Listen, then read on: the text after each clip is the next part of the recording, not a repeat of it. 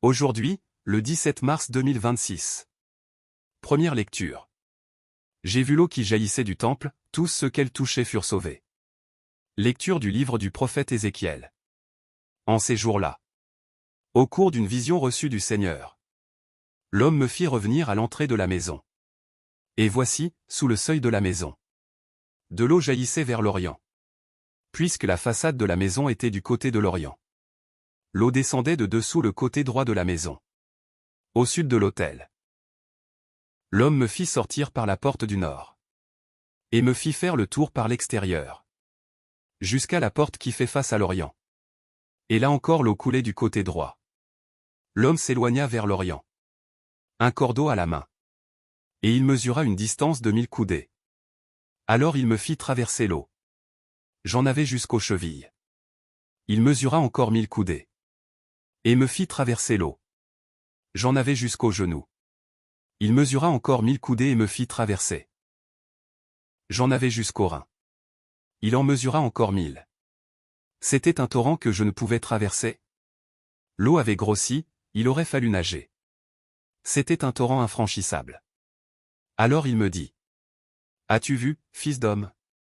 Puis il me ramena au bord du torrent. Quand il m'eut ramené, voici qu'il y avait au bord du torrent, de chaque côté, des arbres en grand nombre. Il me dit: Cette eau coule vers la région de l'Orient.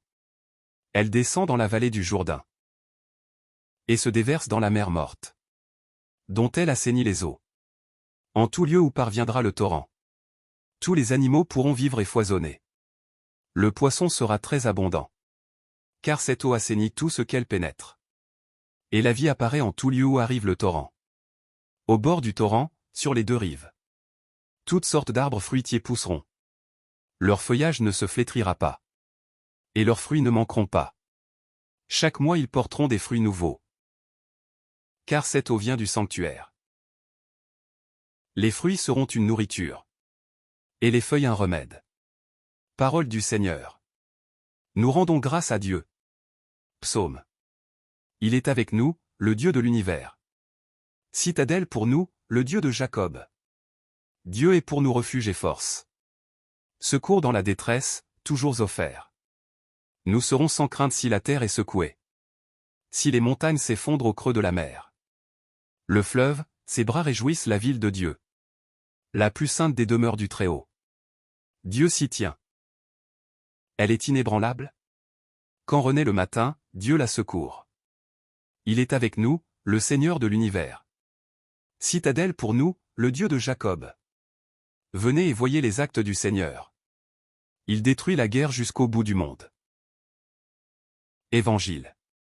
Aussitôt l'homme fut guéri. Gloire et louange à toi, Seigneur Jésus. Crée en moi un cœur pur, ô mon Dieu.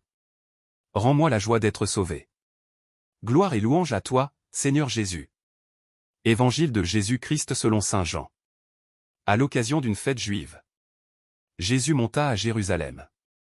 Or, à Jérusalem, près de la porte des brebis, il existe une piscine qu'on appelle en hébreu Betzata. Elle a 5 colonnades, sous lesquelles était couchée une foule de malades, aveugles, boiteux et impotents. Il y avait là un homme qui était malade depuis 38 ans. Jésus, le voyant couché là, et apprenant qu'il était dans cet état depuis longtemps, lui dit: Veux-tu être guéri? Le malade lui répondit: Seigneur, je n'ai personne pour me plonger dans la piscine au moment où l'eau bouillonne. Et pendant que j'y vais, un autre descend avant moi. Jésus lui dit: Lève-toi, prends ton brancard, et marche. Et aussitôt l'homme fut guéri. Il prit son brancard, il marchait. Or, ce jour-là était un jour de sabbat. Les Juifs dirent donc à cet homme que Jésus avait remis sur pied: C'est le sabbat. Il ne t'est pas permis de porter ton brancard. Il leur répliqua: Celui qui m'a guéri, c'est lui qui m'a dit: Prends ton brancard, et marche. Ils l'interrogèrent: Quel est l'homme qui t'a dit: Prends ton brancard, et marche? Mais celui qui avait été rétabli ne savait pas qui c'était. En effet, Jésus s'était éloigné, car il y avait foule à cet endroit. Plus tard, Jésus le retrouve dans le temple et lui dit: Te voilà guéri. Ne pêche plus. Il pourrait arriver quelque chose de pire.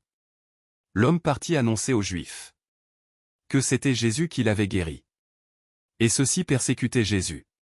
Parce qu'il avait fait cela le jour du sabbat. Acclamons la parole de Dieu. Louange à toi Seigneur Jésus.